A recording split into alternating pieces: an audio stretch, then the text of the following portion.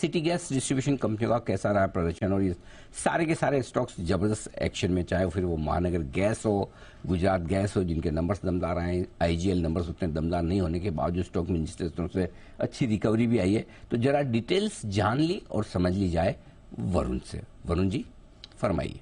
तो अनिल जी, जितनी भी सिटी गैस डिस्ट्रीब्यूशन कंपनीज है, इनको हमने 3 पैरामीटर पे आका है। एक तो नतीजे कैसे रहे, दूसरा इन कंपनीज के वैल्यूएशंस कैसे हैं, और तीसरा स्टॉक्स पे ब्रोकरेज हाउसेस की राय क्या है। तो सबसे पहले नतीजों की बात करूं अगर आपको, तो यहाँ तो आपको पता है कि सबसे आउट परफॉर्मर अगर कोई था तो वो महानगर गैस था, क्योंककि यहाँ पे आय जरूर गिरी थी 4% के आसपास की, जहां गुजरात गैस की आय में 7% के आसपास की बढ़ोतरी थी। लेकिन एबिटा में महानगर गैस 52% के आसपास का जंप देखने मिला था, आईजीएल महज 9% और गुजरात गैस में तो 4% की गिरावट थी।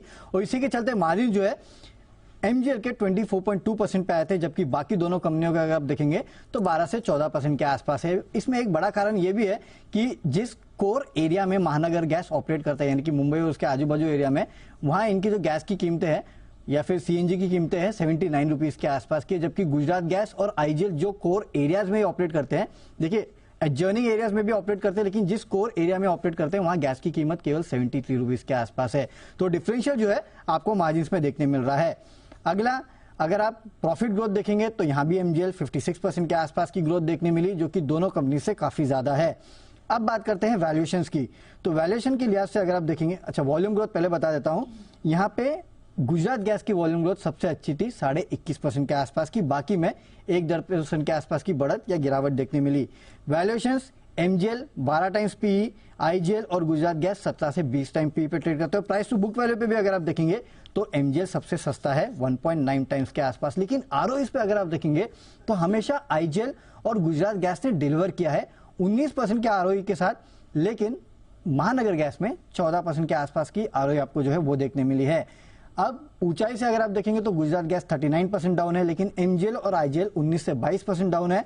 और ब्रोकरेज हाउस के जो टारगेट्स दिए गए हैं, सबसे बड़े टारगेट्स अगर किसी में है तो एमजीएल में है 1330, 27% का अपसाइड जो है वो करंट मार्केट प्राइस से देख रहे हैं, जबकि आईजीएल और एमजीएल में 14 से 18% के आसपास का अपसाइड देख रहे हैं।